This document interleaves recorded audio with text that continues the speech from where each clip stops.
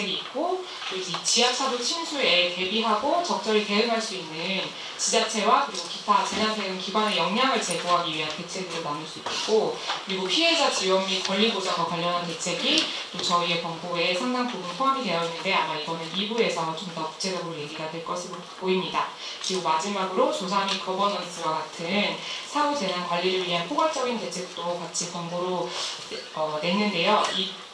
오늘 토론문에서는 이 4가지 주제 중에 재난 대비 대응 부분과 재난 조사 및 거버넌스와 관련해서 논의를 좀 하고자 합니다.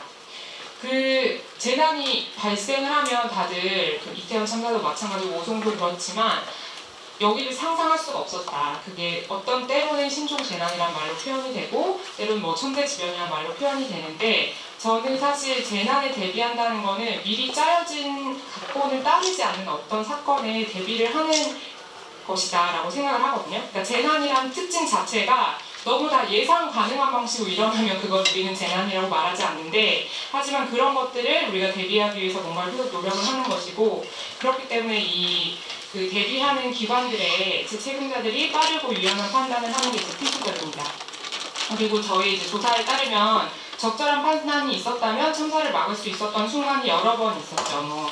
사실 오늘 발제에서는 강조가 되지 않았지만 그 전날 밤에도 이 지역이 위험한 것 같은데요 라는 시민의 신고가 있었고 그리고 지하차도 중앙 수위에만 집착하지 않고 여기를 빨리 통제할 수도 있었고 그리고 이제 최소한 대방이 곧 붕괴되리라는 사실을 알고 다 거기서 막았던 사람들이 대피한 시간이 있었는데 그때만이라도 지하차도 통제 조치를 취했더라면 이제 참사는 일어나지 않았을 것인데 근데 이제 이 중간중간에 이 위험의 신호가 정말 진정한 위험의 신호로 받아들여지지 않고 해당한 적절한 조치가 취해지지 않은 것이죠. 근데 이제 빠르고 유연한 판단이 보통 이제 담당자가 감이 좋아야 하는가 아니면 직관이 되게 좋은 담당자들이 그 안에 배치가 되어 있어야 되나 이런 방식으로 좀 사고가 되는 경우들이 있습니다. 이런 유연하게 판단해야 된다거나 빠르게 판단해야 된다거나 하는 부분들이 근데 이제 재난 연구자들이 종종 이런 재난 대응을 저희가 익숙한 건 아니지만 재즈 연주에 즉흥적인 연주에 비교를 하곤 하는데 사실 이거를 가장 잘하는 사람은 음악에 대해서 가장 깊은 지식을 가지고 있고 그리고 자신의 행동이 다른 연주자와 어떤 방식으로 조율이 될지를 다 생각을 할 수가 있고 그리고 이 같이 만들어낸 공연이 어디로 향하고 있는지를 이해할 수 있는 사람이라고 얘기를 하거든요. 그렇기 때문에 이 계획을 굉장히 잘 숙지하고 본인이 이 판단을 해서 움직였을 때 내가 청주시 공무원인데 119와 경찰에게 어떤 방식으로 얘기를 해서 이걸 같이 공동으로 대응을 할 수 있을지를 잘 상상할 수 있는 사람이 곳곳에 있어야 한다는 얘기입니다. 그래서 이런 사실 이 정보가 위험 정보라는 걸 판단하고 적절한 후속 조치를 취할 수 있도록 하기 위해서 사실 이게 계획과 훈련을 해야 이 계획과 훈련을 넘어서는 그러니까 연주자들이 처음에 할 때는 약보에 똑같이 맞춰서 연습을 하듯이 이런 걸 다 연습한 후에 이걸 넘어서는 역량을 현실에서는 발휘할 수 있도록 하는 게 중요하다는 거고 사실 저희 조사위원회 권고의 상당 부분은 이 부분을 거의 5개 정도의 권고 안에서는 여기에 집중을 하고 있습니다.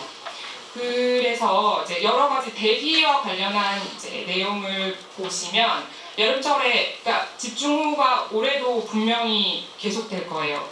매년 피해가 전국 곳곳에서 발생을 하고 있는데 재난을 대응할 때 문제라고 하는 게 공무원들이 대체로 평균 데이터에만 계속 의존을 한다는 겁니다. 근데 재난은 이제 극한적인 상황에 대비할 필요가 이제 있는데 이제 그런 부분들을 이제 계획 안에 포함을 해야 되는 것이고 그리고 이제 그러면 이제 침수 예상 지역이 기존의 어떤 데이터보다 좀 더 너르게 판단이 될 것입니다. 그러면 이 부분을 기초단위 기관에도 공유해서 좀 촘촘하게 대비 태세를 갖춰야 될 필요가 있겠다는 권고를 저희가 첫 번째 권고로 발표를 했고요. 그리고 두 번째로는 이제 계획과 매뉴얼을 어떻게 현실화할 것이냐인데 사실 이거는 저희가 내부 권고 외에도 굉장히 많은 논의가 필요할 것으로 보입니다. 문제는 되게 명확한데요. 왜냐하면 지금 계획과 매뉴얼이 굉장히 형식화되어 있어서 문헌은 굉장히 두껍고 뭔가 내용이 많아요. 근데 실제 공무원들이 대응할 때는 전혀 도움이 안 되고 사고가 일어나면 그 뒤에 그 매뉴얼을 꺼내서 결국 네가 뭘 지키지 못했느냐 이런 책임을 가리는 용도로만 사용이 되고 있기 때문에 굉장히 문제죠. 그래서 계획이 왜 이렇게 세워졌고 궁극적 목표는 뭐고 계획은 어떻게 하면 지킬 수 있을지를 이 실무자들이 잘 알고 있어야 됩니다. 그래서 이 긴급 상황에서 그래서 계획과 매뉴얼을 그때서야 넘는 판단과 조치도 가능하기 때문에 어떤 방식으로 이걸 현실화할 것인가에 대한 그 논의가 필요하고 이 계획이 잘 집행될 필요가 있겠습니다. 그리고 훈련도 당연히 엄청 중요한데요.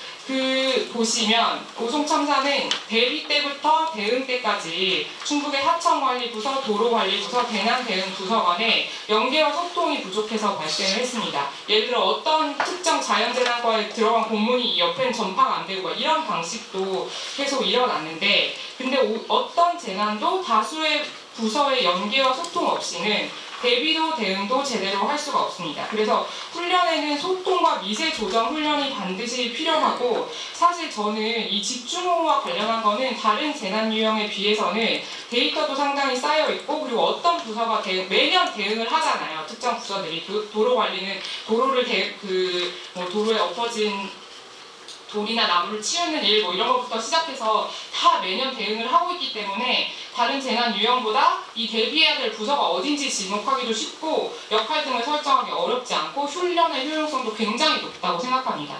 그래서 그 부분이 잘 돼야 되고 그리고 이제 지자체 부서 간 소통 및 조정 훈련도 필요하지만 사실 지자체와 중앙정부와 협업을 위한 훈련도 이제 같이 진행이 되어야 된다는 것도 저희가 권고를 했습니다. 그리고 조직 체계가 개선이 돼야 될 텐데 사실 재난이 한번 발생하면 특히 저희가 국회에서 논의를 하고 있기도 하지만 굉장히 다양한 제도와 정책을 이제 새로 만드는데 우리가 그걸 구분할 필요가 있는 것 같아요. 이제는 어떤 제도와 정책은 새로 만들어야 되고 이미 있는 제도의 집행과 시행을 점검해야 될 부분이 무엇인지를 좀 지목을 해야 되는데 특히 이미 있는 제도를 어떻게 활용하고 지켜야 할 것인지를 좀 더 논의해야 될 때가 온 것 같다는 생각이 듭니다. 그리고 이를 위해서는 사실 지방자치단체장과 소속 공무원들이 스스로의 권한과 책임을 명확하게 인지를 하고 이 구체적으로 어떠한 조치를 할 수 있는지에 대한 교육훈련이 구체적으로 진행이 돼야 된다. 그리고 사실은 저희가 쭉 참사의 진행 상황을 따라가면서 그런 생각도 했습니다. 이런 전파를 제대로 하지 않고 제대로 조치를 취하지 않은 공무원들에 대한 이제 분노도 있지만 사실 이 굉장히 곳곳에서 피해가 발생하고 있을 때 이 사람들이 다 필요한 곳에 배치될 수 있을 정도로 사람이 있었는가, 역량이 있었는가 이런 생각도 동시에 들었거든요. 그래서 이 재난대응 부서의 역량을 질적, 양적으로 다 강화하기 위해서 사실 인력을 더 많이 임용하고 또 권한도 더 줘서 부서를 강화하는 방안도 검토가 되어야 될 것 같습니다.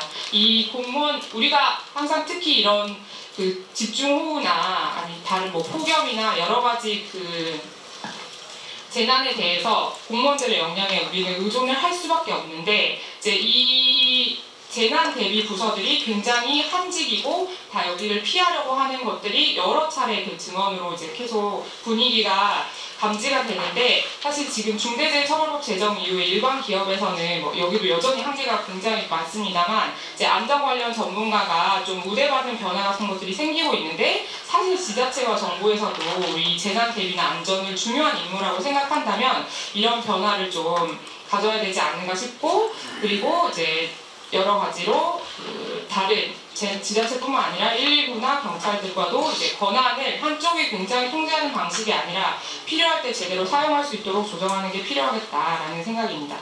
그리고 재난조사 및 거버넌스가 또 굉장히 중요한데요.